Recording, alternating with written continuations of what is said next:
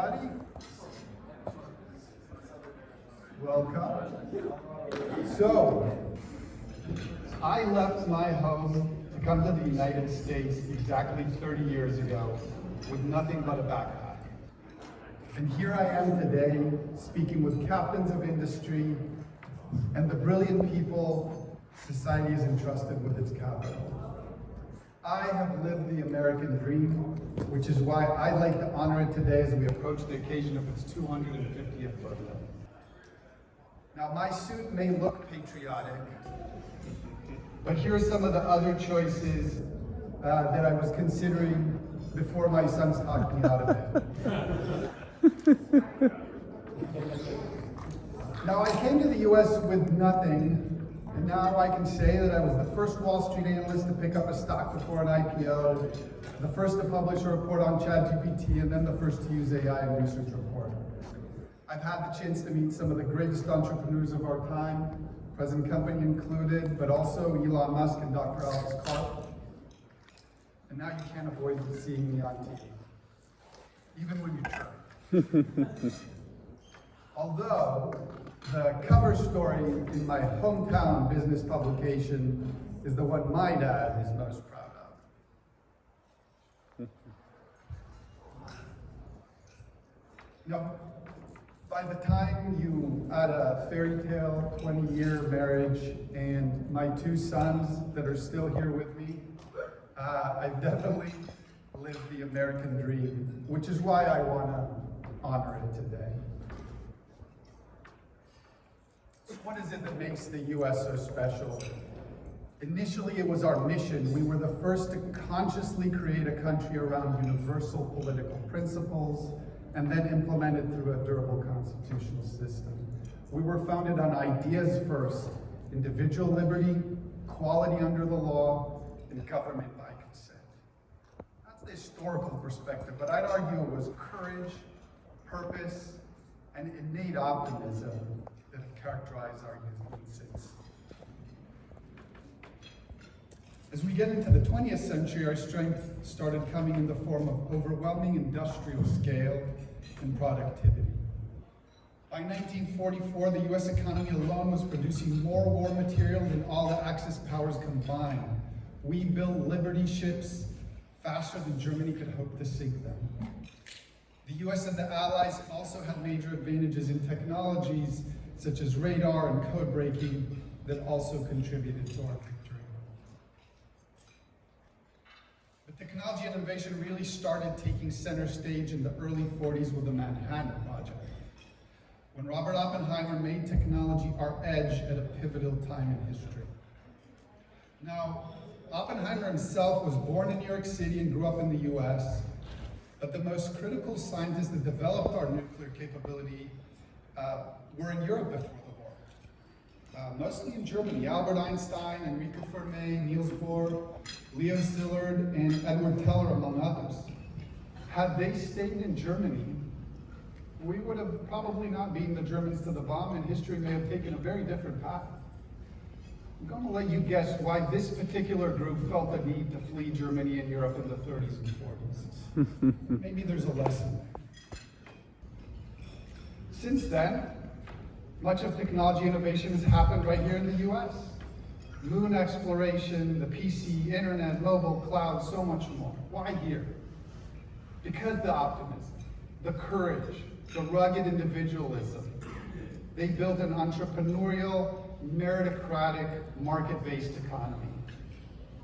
And combining technology and our market-based economy, that's paid off spectacularly. Decreasing child mortality, lengthening lifespans, reducing poverty on a global scale.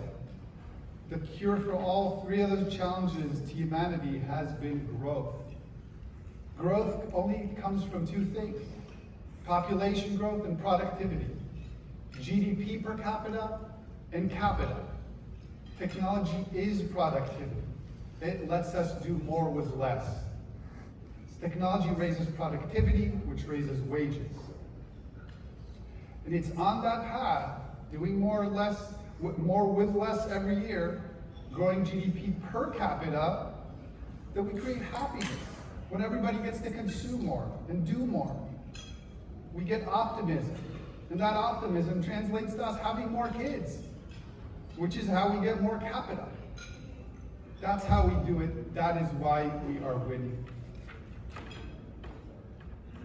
Having said that, we all know we're not a perfect union, at least not yet. We're very good at creating wealth. We're not quite as good at distributing wealth. There are places where the free markets don't work. Healthcare, education, policing. And these are the places where we struggle. We need to do better. And this is where our enemies come in. This is where they attack us. Our enemies from outside, they know they can't beat us. Not kinetically, not technologically. So they've attached themselves to our internal discontent to defeat us from within. Now, if you're skeptical to that point, I would remind you that until last year, the Chinese Communist Party controlled the application that was most popular with our children. And their message is insidious. If there's something wrong with your life, it's because of some other group of people. Another socioeconomic group, another race, another gender, tailoring that message to where they get the most outrage. To do that, they are blaming market-based economy. They're blaming technology in the face of all the evidence.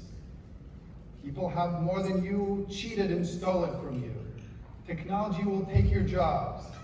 They are selling the myth of Prometheus, that the price of progress is just too high. They're deliberately confusing the creation of wealth with the distribution of wealth so they can prescribe degrowth and stop progress.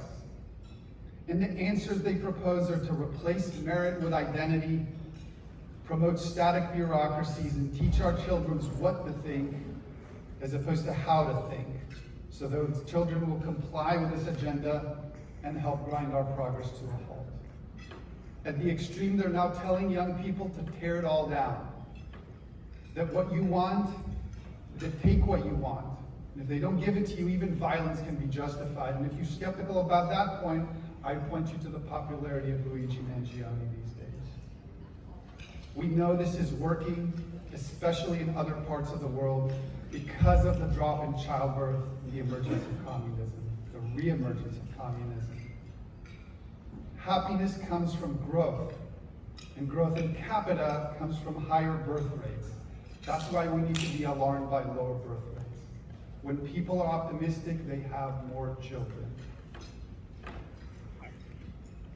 Our adversaries have tried to make Western civilization a bad thing.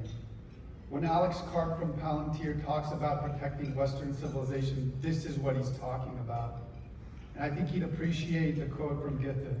He who strived, he can be redeemed. This is what has worked. This is how we became great. This is the recipe for success. Free markets, technology innovation, and courage. So why am I warning you about our adversaries right now at this moment? Because we're at the frontier of the most consequential battle yet. The country that wins the race for artificial intelligence may yet win the next quarter millennium. We can let our degrowth adversaries hold us back and complain about data center water consumption and tell us that we're all going to be unemployed, or we can take the leap of faith that we're unlocking the next great tool for progress that will lead us on an upward spiral. If we do this right, we will have created the philosopher's stone, the universal problem solver. We will continue the journey to save lives through medicine and extend our prosperity through growth. We can fear that AI will replace us, or we can believe that it will reveal what is truly human. The more AI executes the tasks for us, the more we unveil what it is that it cannot do, which is what will define us as humans.